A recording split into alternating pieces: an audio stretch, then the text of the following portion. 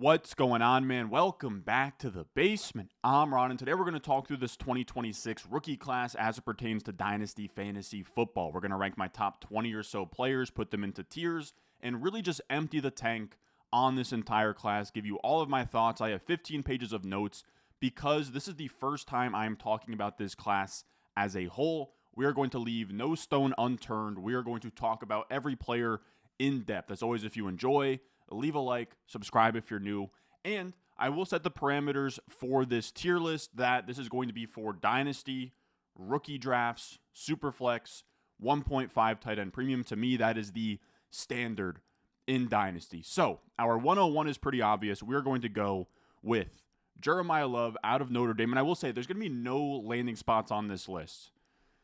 I think between now and the NFL draft, I will do another one of these, but like more of a, okay, if this is the landing spot, we'll talk about it here. But this is just more of a blank slate, assuming projected draft capital.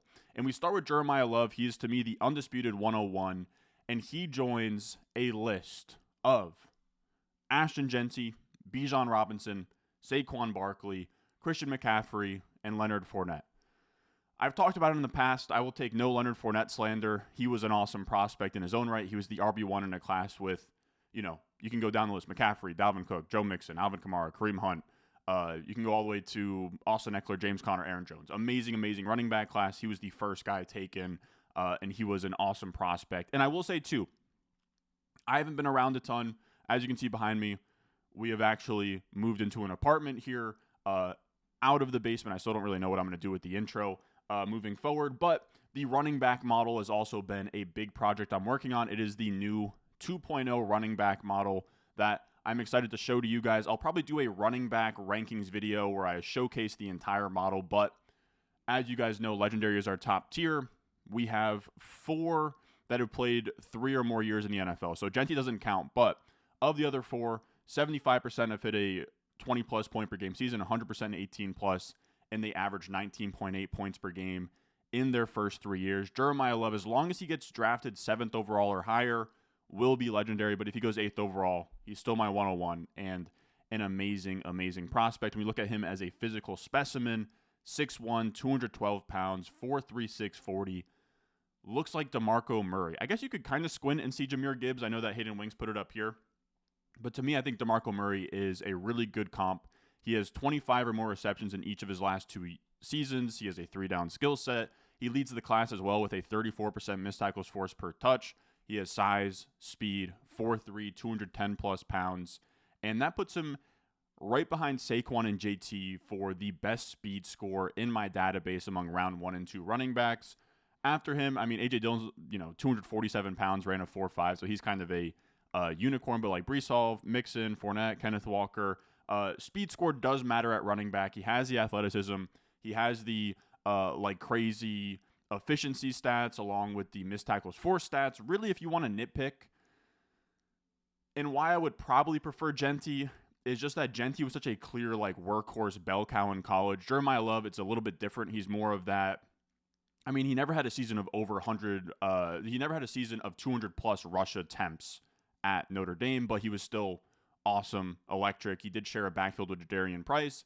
It's just we might not see a 20-plus touch per game season for Jeremiah Love right out the gate, but we're nitpicking. We'll see what the landing spot is. He is amazing. Now, moving on from that, we have our A tier. And to me, this is a pretty easy 102. I think that there's a lot of debate about the wide receiver one. For me, it's Carnell Tate. He pops up as the best wide receiver in this class by my model. He is also the only elite wide receiver in this class by my model. We look at hit rates for these wide receivers. Elite is an 8.5 plus RS grade. That's how my model works. It's a scale of 0 through 10, and based on that, you have certain hit rates. Every elite wide receiver prospect has an 85% chance of 14 plus points per game, averaging 13.3 points per game in their first 3 seasons. It's a pretty strong hit rate, and I kind of just want to trust that. Now, I also put him next to all the other Ohio State wide receivers, and to me, this sounds about right. Marv being the best prospect. I know that we can kind of go back and revise things, right, where he hasn't looked that great, but he was an amazing prospect. It's really not up for debate. Then Garrett Wilson, JSN, Olave, Tate. then Ibuka, and then a big tier break to your Curtis Samuel, Paris Campbell, Terry McLaurin style wide receivers.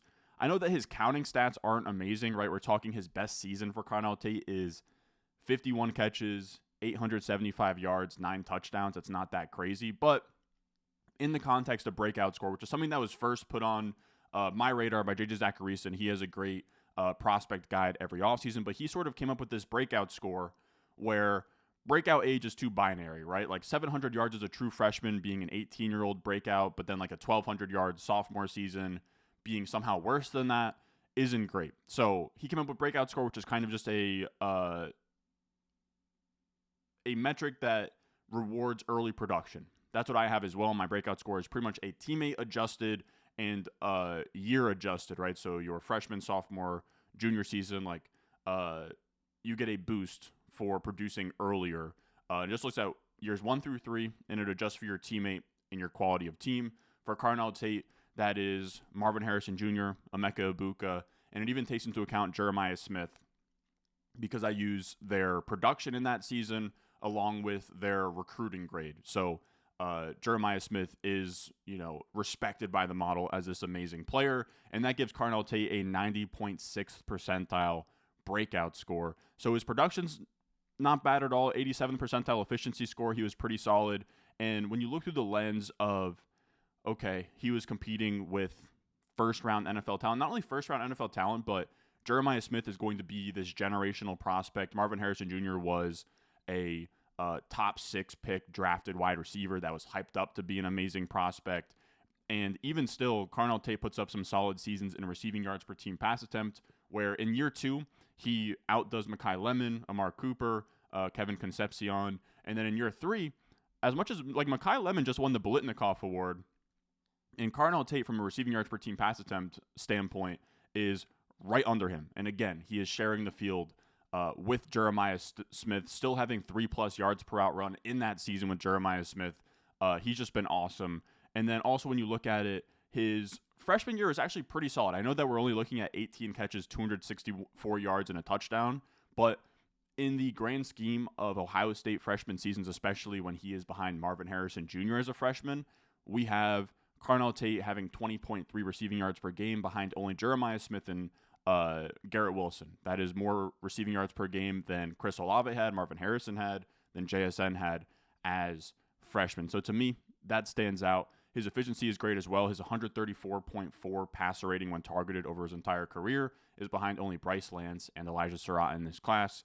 And then I'll also say that with him, his hands are elite in terms of contested catch ability. And sometimes that's a blessing and a curse. Sometimes we get these guys that have a 40% contested target rate, like a J.J. Arcega-Whiteside or like a Quentin Johnston, where too many of their targets are contested, where they're relying on it. But Carnell Tate, you can see from this Ian Hartitz tweet, he's in a healthy 20% of his targets are contested. That's perfectly fine. But he catches 69% of those balls. That is an insane number on a good sample of contested catch situations. 69% is by far the best on this list. He just profiles as a really clean outside receiver. He looks a lot like a George Pickens.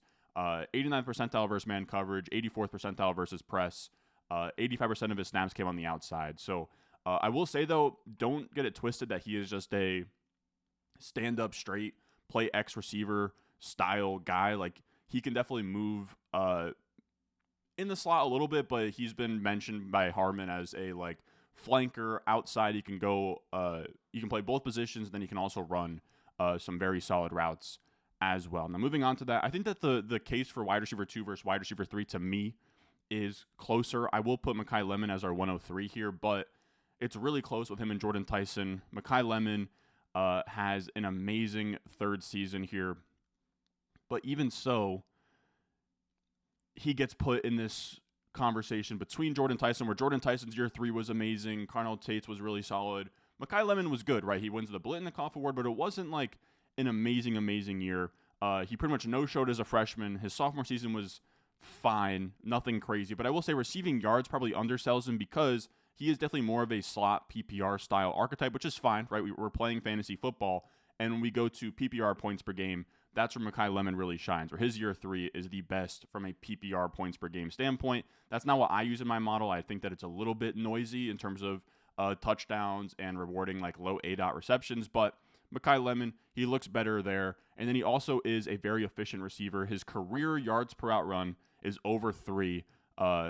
It's a little bit of a cherry-picked number. If you just go 3+ yards per out run to get drafted in round 1 since 2020, you're looking at Waddle, JSN, Chase, Devontae Smith, CeeDee Lamb, Mekhi Lemon. But then the 3 under him are Marv, Judy, Bateman. So take that as you will. He is a fine, efficient receiver. He is good after the catch as well. He was 8th among this class in yak per reception, 8th among this class in missed tackles forced per reception, but he only grades out as a gold first-round receiver, which is still fine, right? That was Tetairoa McMillan. That was Brian Thomas Jr., Jamison Williams.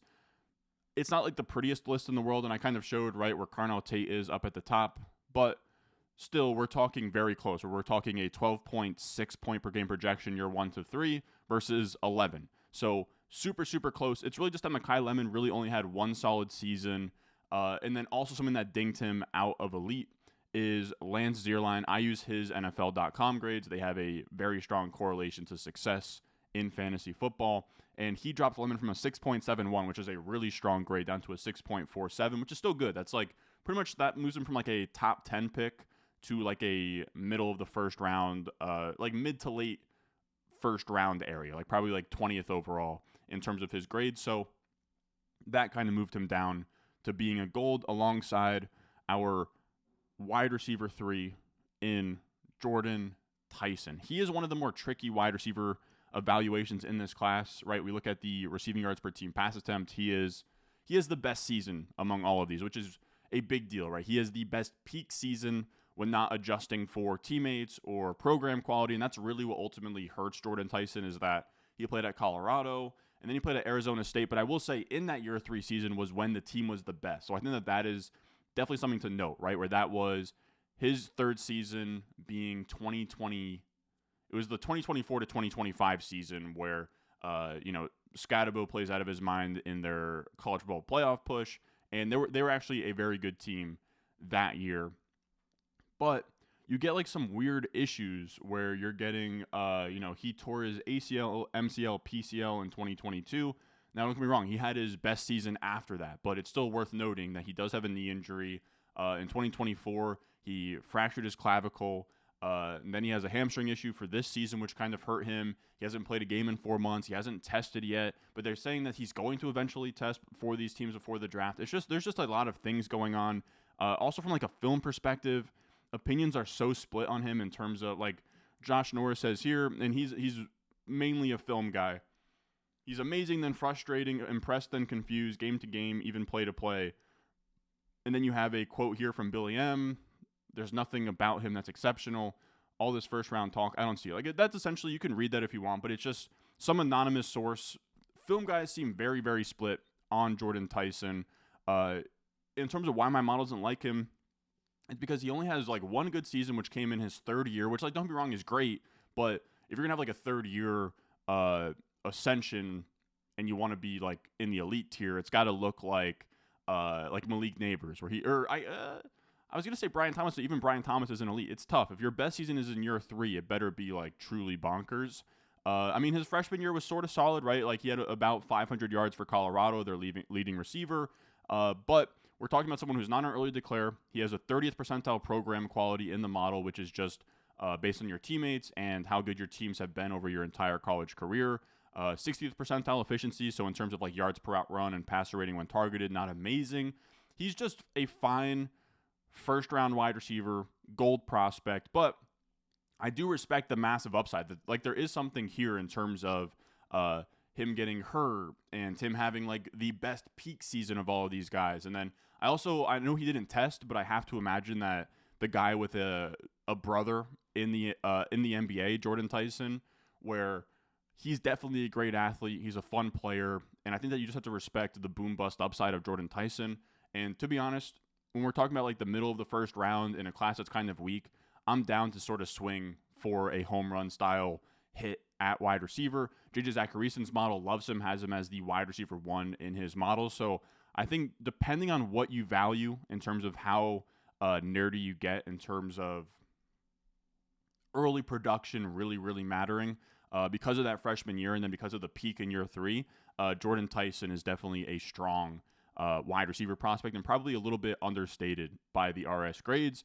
Then we'll talk about my 105, which is going to be Fernando Mendoza. Now, this one's tough because I think in years past, I would hop on here and say, well, something I've said in years past is, QBs rule everything around me, right? Cream. But we're in a different era here where that's not quite the case. Now, here's the thing about Fernando Mendoza. From a real life standpoint, I love the guy. I think all the talk of one of the weakest Heismans ever or like not worthy of the first overall pick is all insane. I think Mendoza had an awesome year. I think the intangibles are great, right? Like if I was an NFL front office wanting to turn around a franchise, I think he's an awesome leader. He's a tough kid. I think that he does everything right. But in terms of fantasy football, this is where things get tough because we're in like a different environment. We look at Dynasty Data Lab ADP here. You can see this is ADP right now from March to April. And we have, in terms of the top 6 picks, just 2 quarterbacks. It's Josh Allen and Drake May. But you go 1 year ago, 5 of the top 6 picks were quarterbacks. It was Josh Allen, Jaden Daniels, Lamar Jackson, Joe Burrow, Jalen Hurts. And we're just in a much different space in terms of quarterback evaluation because the last 2 years, there hasn't been a quarterback that's really separated himself in terms of scoring. Like Josh Allen was the QB1 this past year, but it was within 1 point per game of guys like Drake May and even Matthew Stafford. So you get into this tough area where quarterbacks are no longer dominating the first round, right? I know that like Daniels and Lamar Jackson, like there's still 5 quarterbacks in the first round, but they're in like the back half. And then you can still get, like Jalen Hurts, who's going to score fantasy points. You can kind of wait on the position a little bit more than you used to because there just used to be this like elite echelon of quarterback performers, and now things have kind of flattened a bit. We're also getting kind of a new surge of, young talent like Drake May, Jaden Daniels, Caleb Williams, that draft class, Jackson Dart's kind of coming up. And you get this weird environment where now things are shifting away from these top-end quarterbacks. And because we have so many good quality quarterbacks, it makes Fernando Mendoza tough, where if you took Cam Ward last year, because it's like, okay, quarterbacks aren't going to lose value, that's great, right? A lot of these guys, they are given a mulligan season. If a first overall quarterback doesn't really hit in his first year, he's not going to lose much value. We have seen that with Trevor Lawrence. We've now seen that with Cam Ward, where we look at his keep trade cut value here. He was the QB16 a year ago. He's the QB16 today. That's fine. But if we're just shooting for floor, then just trade for a future pick. Like that should have just been, a 2027 first at the time, because that's going to gain more value, have more upside, and stay just as stable as Cam Ward, the asset. If you took him over Tedero McMillan or Amari and Hampton last year, you probably regret that decision a bunch. And again, we look at the quarterback like ecosystem here. We look at where they're going in seasonal leagues over on Underdog. It's just tough. Like Jalen Hurts is now a 3rd round pick. You can get the QB6 in fantasy. Dak Prescott's not that expensive, the QB8. You can also see the guys on the bottom here, Matthew Stafford, Jared Goff, Kyler Murray, all super cheap options. And those guys are inside the top 20 quarterbacks by ADP. And then when we're talking about Fernando Mendoza, we're talking about a guy behind Daniel Jones, who tore his Achilles, Bryce Young, and then ahead of Jacoby Brissett and Geno Smith. So he's not giving you much of an edge this year. And really that's because of rushing upside, right? Because he doesn't scramble a ton, because he's not a Jaden Daniels or a Kyler Murray style prospect, it gets tough. I think it's just kind of the nature of the game we play, where I think unless you have clear rushing upside, it's really tough to want to take one of these quarterbacks super high. Even if they're first overall draft picks, even if they're a quarterback I believe in, I don't know if they're going to score enough points right away to gain enough value or make a difference. It's tough. There's just like, why would you take Mendoza when you can use the 105 for a real difference maker and then just buy Dak Prescott for cheaper, right? It just becomes a really tough sell to use your pick on him.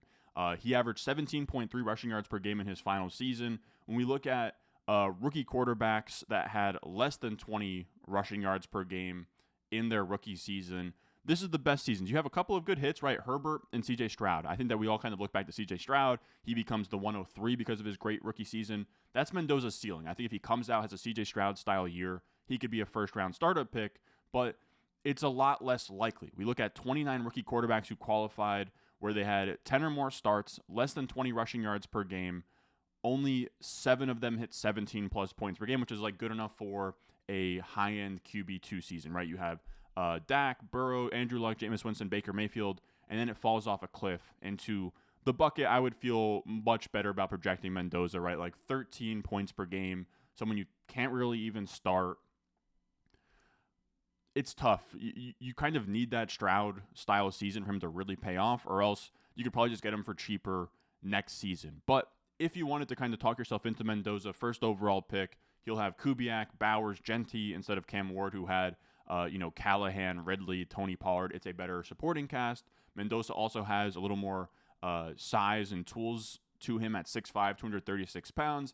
Maybe he could be Justin Herbert, right, as we see here, but it's definitely a low percentile outcome for him. Now, we can move on to the B tier here, which is still some solid players. First up, I'm going to put Casey Concepcion here at 106. I'm a big fan of Concepcion. When we talk about our nerdy players, right, where we're talking about guys who produced early, look amazing in breakout age, that is going to be Casey Concepcion.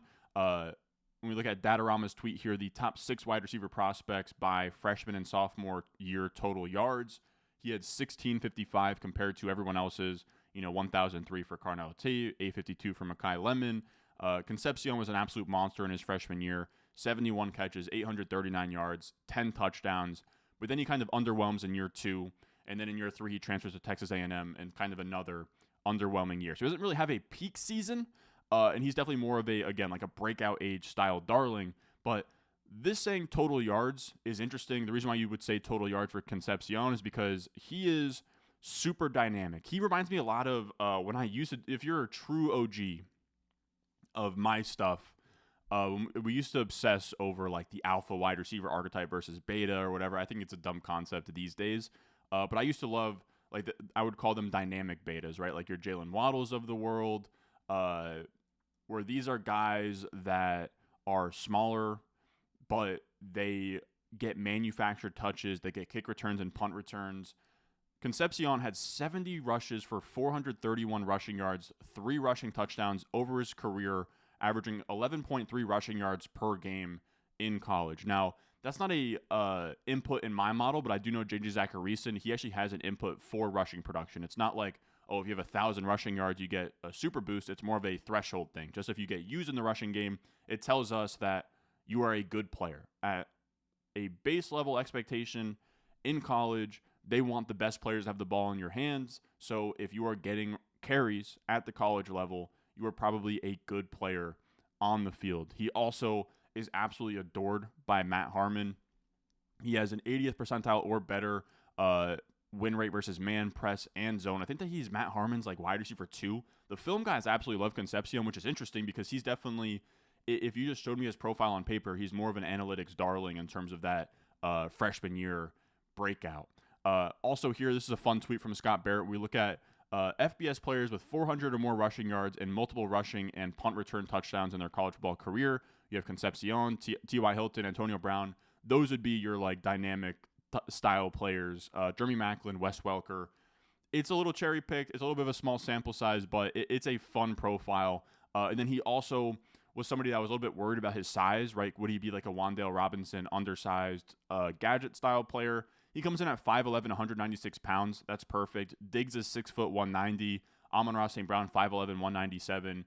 Emmanuel Sanders, 5'10", 186. That's about the area I would have him in from an archetype standpoint. Then, it being tight end premium, we are going to go with Kenyon Sadiq. Tight ends are just so tricky. And I will say as well, you'll see me start to reference my quarterback and tight end models a lot less. Really, as I can put it, as simple as possible, the running back and wide receiver models are just much better. They're much more thought out. The quarterbacks and tight ends still go in the old model. The correlation's not terrible, but it's also, I just don't love the methodology. I went from thresholds based to more of a sliding scale system. I'll break it down in another video, but tight ends, even when it comes to modeling, they're the toughest position to scout.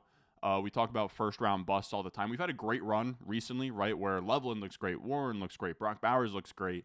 But there was a second there where, Eric Ebron kind of sucked. O.J. Howard, you can talk about just, Kyle Pitts didn't look hot there for a second. He probably still is a bust relative to where he was drafted. I think Jermaine Gresham was a first-round pick, not that great. It's just really tough. It's really tough. Like, production matters the least, but then athleticism is great, but it's also not everything, right? When you look at a guy like Noah Fant, George Kittle didn't really produce much, but he was also a fifth-round pick with crazy athleticism. A lot of the best tight ends of, this generation, right? Kelsey, not a first-round pick. You look at Zach Ertz, not a first-round pick. Gronk wasn't a first-round pick. Jimmy Graham wasn't a first-round pick. So it's just tough. Like, usually the guys who get pushed up aren't that great. Now, Kenyon Sadiq, we're in a weaker class. Tight end premium matters. The day he gets drafted, he'll be a top 10 tight end in Dynasty fantasy football, but he just has a lack of production compared to the other tight end prospects, right? When we look at him versus, where do I have this tight end chart? Here it is. When we look at him versus the other tight ends in receiving yards per team pass attempts over the last few years, Kenyon Sadiq, year 2, he is below Bowers, below Loveland, below Laporta. Year 3, below Loveland, below Bowers, below Laporta. And Tyler Warren, yes, he was down there for his first 4 years, but then in year 5, he has the most monstrous year of them all. So we just never really got that production from Kenyon Sadiq. He's also not that efficient. 1.72 career yards per out run just isn't a great number. He has this kind of like Dalton Kincaid style downside at 240 pounds. Is he going to block? Is he not going to block? Is he going to be a third down only player? It's not the end of the world because that's kind of Harold Fannin, but you need to have a certain play caller to want to lean into that and use that to the best of their ability. But he is an athletic freak, right? He's 4'3'9", 241 pounds, 43.5-inch vertical, but that doesn't always translate, right? We've seen guys like Noah Fant. We've seen guys like Mike Gesicki where it just doesn't really make them a great player. This is from Scott Barrett here. Round 1 tight ends drafted since 2015 to average less than 33.3 career yards per game. Sadiq, Fant, Howard. Drop a pass every 15 or fewer targets. Sadiq and Noah Fant. Average less than 2 yards per out run. Fant, Sadiq, Howard, Hurst. At RAS athleticism score over 9.5 would be Fant, Howard, Pitts, Sadiq. So being athletic freak isn't the end-all, be-all. But when we look at him, the athleticism, I guess, is good, right? We still want him to be a freak tight end, or a freak athlete, but 11 yards per reception isn't great. His efficiency isn't great. So for a guy who has all this speed, like, he's not making big plays. It's a little bit of a letdown. I will say, though, Ryan Heath does point it out. Kenyon Sadiq, what's going for him, right? We look at Tyler Warren, like, he didn't do anything for 4 years and then popped off in year 5. Kenyon Sadiq doesn't turn 21 until he just turned 21 this March. So he is a very young tight end prospect. Look at the best seasons for tight ends before turning age 21.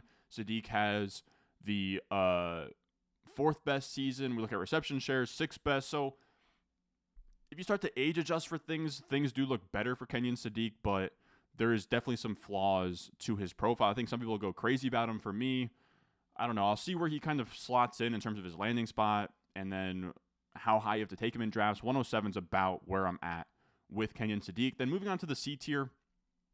These are solid players, not fantastic players. First, we will go Omar Cooper.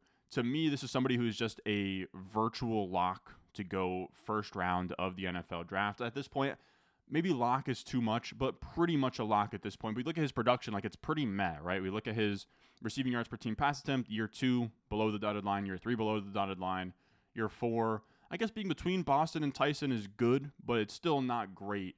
Right now, he's 24th in the consensus board. What I will give him is his efficiency is great. So we look at passer rating when targeted, yards per out run, PFF grade. Outside of Lance and Elijah Surratt, 91.8 percentile efficiency score is really strong. He doesn't win in production, but he does get a boost in terms of program quality and teammate score because he played next to Elijah Surratt, because Indiana has been awesome the last 2 seasons as well. And he has an interesting prospect profile in terms of, I don't want to use the Debo word, but kind of similar to Concepcion in terms of after the catch and being explosive and being a fun player and that, right? When I look at first round wide receiver prospects since 2017 with 30% or higher missed tackles forced per reception rates, we're looking at Quentin Johnson and Kadarius Toney, then Omar Cooper, then Malik Neighbors and Drake London. So take that for whatever you want, but I think it kind of highlights his wide span. He could be absolutely awesome, or he could be, one of these failed Debo archetypes that we see a bunch of the time. Then at my 109, who I'm really starting to warm up to, is Jadarian Price. Now, when I say warm up to, it's because on the surface, he doesn't look like somebody I would like, right? This is somebody who doesn't really have a ton of production. We look at him versus the other top running back prospects here. Adjusted yards per team play. That is your receiving yards times 2 plus your rushing yards divided by play. So it's just how much of your offense are you making up? Year 2, nothing great. Year 3, nothing great. Year 4, nothing great. But he has a very valid excuse of Jeremiah Love being in his backfield. And I think he had 11 touchdowns this year. He genuinely forced a split with Jeremiah Love in this backfield. I want to say he tore his Achilles his freshman year. Jeremiah Love comes in. He's awesome. But Jadarian Price, stayed the course, was a pretty high-end recruit, and just kind of carved out his own role in this backfield. Now, he's never had more than 6 catches in a given season, but in a running back class that's this week, I kind of like betting on Jadarian Price as this almost like a mystery box where you don't really know what he is. He never got to be the guy in his offense, and the film guys love him. He's like a lock to go in the second round at this point. Every time I refresh mock draft database, he's like in the 40s or 50s in terms of draft capital projections. He's going to get drafted pretty highly. Yes, he's never had more than 6 catches in a given season. He doesn't really catch the ball a lot. He shared the backfield with Jeremiah Love, but I think there is some untapped potential here where we don't really know what he could be at the next level. He is not loved by the model. He is one of 4 silver running back prospects to go in the second round. It is him, Miles Sanders, RJ Harvey, AJ Dillon. I think Miles Sanders is actually a pretty good comp. Miles Sanders was good there for a couple seasons. He definitely raised value in dynasty leagues, and there's a lot of fun places Jadarian Price could go, like the Seahawks, and be pretty much the main guy there.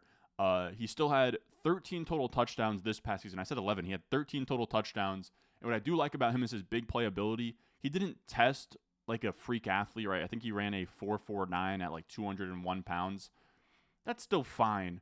But he did lead this class with an 11% rate of 15-plus yard runs. He also has 3 kick return touchdowns on 22 kick returns. That's awesome. I know that's like he plays running back. Who really cares? But he's explosive with the ball in his hands. He averages 36.1 yards per return. That is absolutely nuts as well. And then we'll go to my RB2 at the 110 here with Jonah Coleman. Now, this one's really shaky because he could go in the 4th round. It's like a spot that I don't like, and then all of a sudden he's more of like a mid-second. But for now, I'll have him here. He is a solid running back prospect. He is 90th in the consensus board. So he's right in that round 3 to round 4 edge, I guess you could call it. And he has size, 5'8", 220 pounds. He has 20-plus catches in each of his last 3 seasons. So size, pass catching. He leads the class with 32% missed tackles forced per rush attempt. So he looks good in those metrics. He's not going to like wow you in anything, but he's solid. And that's kind of the area we're getting to with this class. And then we will go with Denzel Boston at the 111.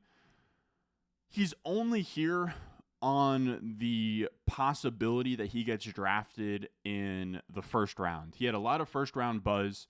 I don't really get it. I'll be honest with you guys. Like I don't really understand the love for Denzel Boston. Look at his receiving yards per team pass attempt. Year 2, bottom. Year 3. And now I will say he did play with like Rome Odunze, Jalen McMillan, Jalen Polk, but a guy I actually like more than Denzel Boston, if they were both second round picks, Jeremy Bernard outproduced Denzel Boston in Denzel Boston's second year on Washington. His best season is 62 catches, 881 yards, and 11 touchdowns as a senior.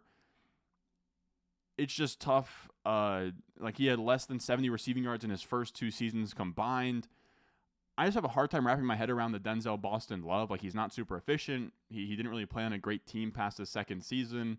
And this is, if you're curious, my lowest rated first round wide receivers by the model. Xavier Legette is the worst. Then it's Boston. Then it's Tony. Then you get to the gold tier of Zay Flowers, Ricky Pearsall. Like, once you get into the gold, it's not as bad. But you're still talking, Rager, Jahan Dotson, Ricky Pearsall.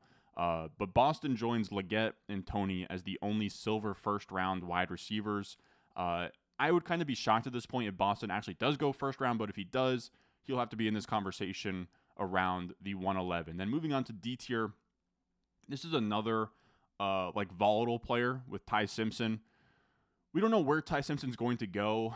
Or actually, no, I'll put him here because if he goes, if he somehow goes top 15 or something crazy, Ty Simpson will be worthy of the, all the way up to like the 109 Ty Simpson if he gets drafted to the right spot high enough in the draft. But he does have some huge downside where he could just go in the second round, sort of like a Will Levis, sort of like a Drew Lock. Even Kenny Pickett, who went late first, he has some downside like that. Ty Simpson's tough to really wrap your head around besides him just being potentially a quarterback taken in the first round. These guys sometimes have a ton of upside. I will say it's a little bit different, right, where we've seen Jackson Dart thrive as this guy in years past, but Jackson Dart had rushing upside. Ty Simpson had just 6.2 rushing yards per game this season.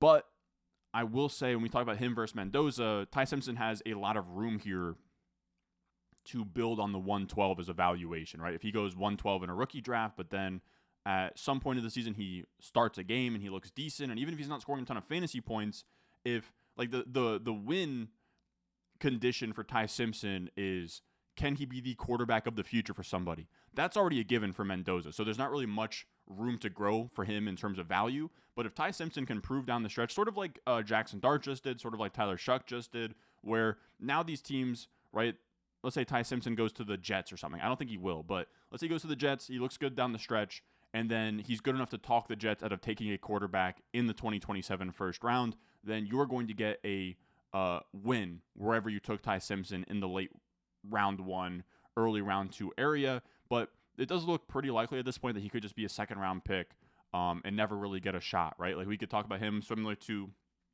a Kyle Trask or Christian Hackenberg, where he gets drafted in the second round and then that's kind of it. Then 13th, I have Mike Washington. We'll put him in D tier. I'm not the biggest Mike Washington fan. Or actually, I don't know. These tiers are tough. This tier from like Omar Cooper. Let's actually...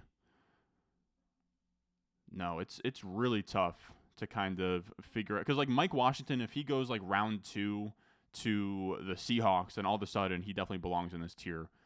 So I'll put him here for now, Mike Washington. I'll keep him in this tier. You could talk me into Cooper up here, but like I just think Concepcion's so much better than him, and then Kenyon Sadiq is just also better. And I do think like Jadarian Price, I think, has some upside to be really good as well. Can I not move this back? Yeah, we'll just move it back like this. Fine, whatever. We'll keep this tier this big. I don't know, at least a little bit out of place. Like, I could definitely move Cooper up here, but I think this is kind of how I feel, just depending on landing spots and how things go. Mike Washington. He is someone who reminds me a lot of Kalen Ballage. He reminds me a lot of Isaac Garendo. He reminds me a lot of like Nile Davis. I get that he broke the combine, but Dwayne McFarland put it great here, right? 67 percentile weight, 92nd percentile 40, 77 percentile vertical, amazing RAS, speed score, crazy good. But you never saw any of this translate to the field in college. 35th percentile, 10-plus yard rush rate, 27th percentile yards after contact per carry, 25th percentile missed tackles forced. He wasn't super explosive. I don't know. I know that he tested really well. He kind of, I guess you could kind of say, who's another guy? Christine Michael kind of looks like this. It's just tough. He didn't hit 1,000 rushing yards until his 5th season. I will say, though, at his size of 223 pounds, he does have 2 seasons of 20-plus receptions. So he does have size, speed, pass catching, probably going to get drafted day 2. So that is all good and well. He's just not my favorite in a vacuum. But I think someone's going to draft him highly because of his athleticism. And then if he catches passes at his size, he does become very interesting. Then we can kind of have a little bit of a tier break to tier D, where this can be a wide array of players. For me, for now, I'm going to put Jeremy Bernard here. The RS grade model loves Jeremy Bernard. He has a 50th percentile breakout score, which is teammate adjusted. You have to remember, in year 2, He had 34 catches, 419 receiving yards, and 2 touchdowns next to Rome Odunze, Jalen McMillan, Jalen Polk, and next to Denzel Boston. Then in year 3 at Bama, 50 catches, 794 yards, 2 touchdowns. He gets a boost because as a freshman, he played next to Keon Coleman and Jaden Reed at Michigan State. Say whatever you want about Keon Coleman. These are 2 players who got drafted in the second round of the NFL draft. Then again, Rome Odunze, Polk, McMillan, Denzel Boston. Then on Alabama, you have Ryan Williams. And then also a kid, Latsier Brooks, who's going to be probably an NFL draft pick eventually. He runs a 4.4, 206 pounds. He has great versatility as well, where he has 36 carries, 184 yards, and 5 rushing touchdowns. So he has some KC Concepcion to him as well. 46.1% slot rate. So he's really this Swiss Army knife. He can work out of the slot. He can work outside. He can take carries. 12th in this class in yak per reception, 10th in missed tackles forced per reception. I don't know what his true upside looks like, but he's just a really solid second round wide receiver prospect. Where we look at the golds and silvers in this range, he is right on the edge there of gold between Jaden Higgins and John Mechie. To me, that sounds about right. He's a better prospect than a guy like Keon Coleman. We'll see. We'll see what he ends up as. He's probably more Marvin Mims, Jaden Higgins than he is Luther Burden, George Pickens. But I do think that Jeremy Bernard can carve out a role in the NFL and be pretty solid. And I hate to say it, but that's kind of like what we're looking at in this range of this rookie draft, because it's not a very strong class. Then I will put Eli Stowers. To me, a lot of the same issues as Kenyon Sadiq. There is this Dalton Kincaid factor where if you can't run all of the routes, it becomes really tough to be a difference-making tight end in fantasy. When I say all of the routes, I mean on first and second down in running situations. If you're not on the field for those, you're not going to run as many routes as the rest of these tight ends, unless if you are, Bowers, where you're playing full-time slot receiver, or Harold Fannin, where your coach is fully bought in and you're playing a lot of full-time slot receiver. A lot of these coaches in the NFL don't operate that way. So with Eli Stowers, the good, right? You look at his career numbers, 93rd percentile yards per out run, but then the bad. 12th percentile snap weighted run block grade, 3rd percentile run block rate. But then again, he does test really well. 4.51, 45-inch vertical is absolutely bonkers, but then he is 6'3", 239 pounds. So he's a great athlete. He's undersized. He's not a blocker. He didn't hit 600 receiving yards until year 4, but he did. We look at yards per out run by power conference tight ends. He has the 9th and 10th best season there by Scott Barrett. So again, really good receiver compared to other tight ends. So we have to see, is he going to be on the field on, first down situations?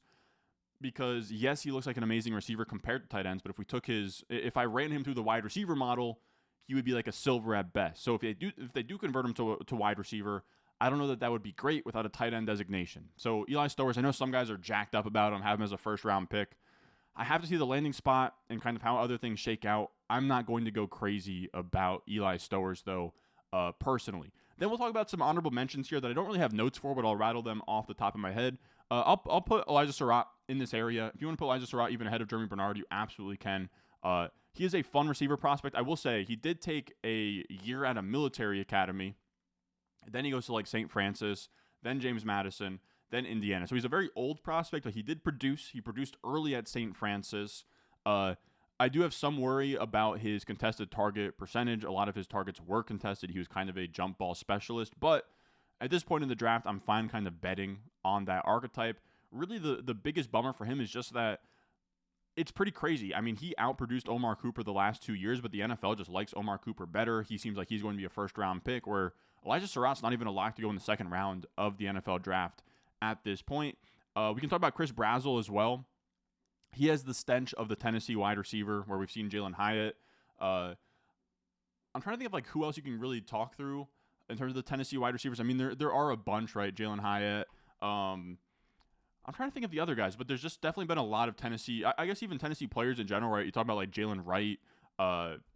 You talk about, Cedric Tillman doesn't really count. Who am I forgetting off the top of my head? There's definitely a big one, right? I'm trying to think of. There's definitely some that I'm not thinking of.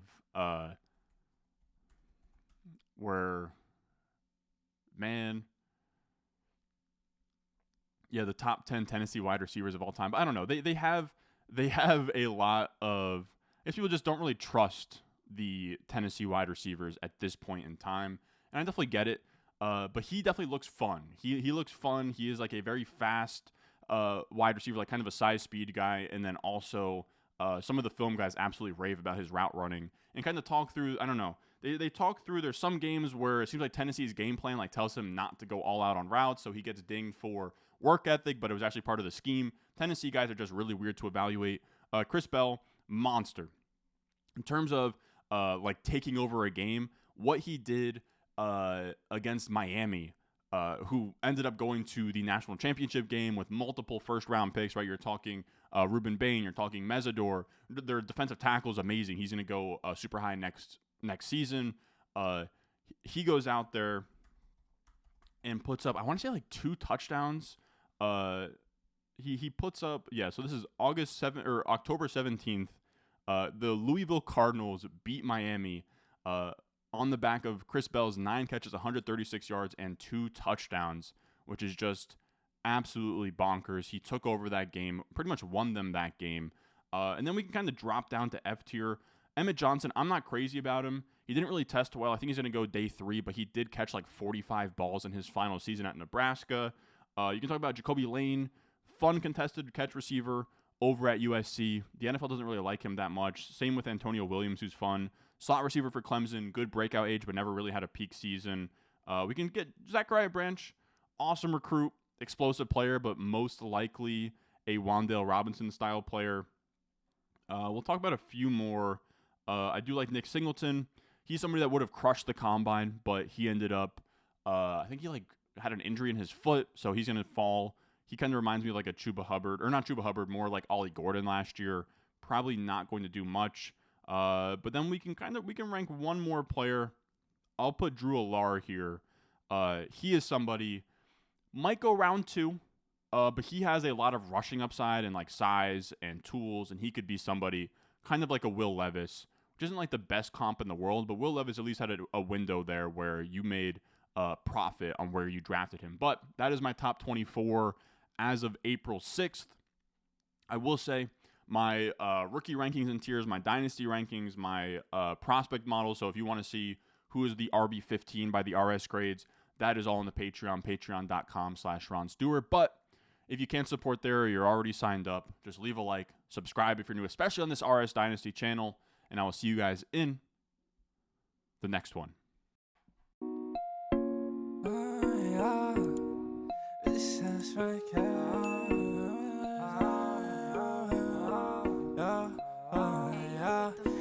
VVS stones, like this froze, ice cold, I surround my body like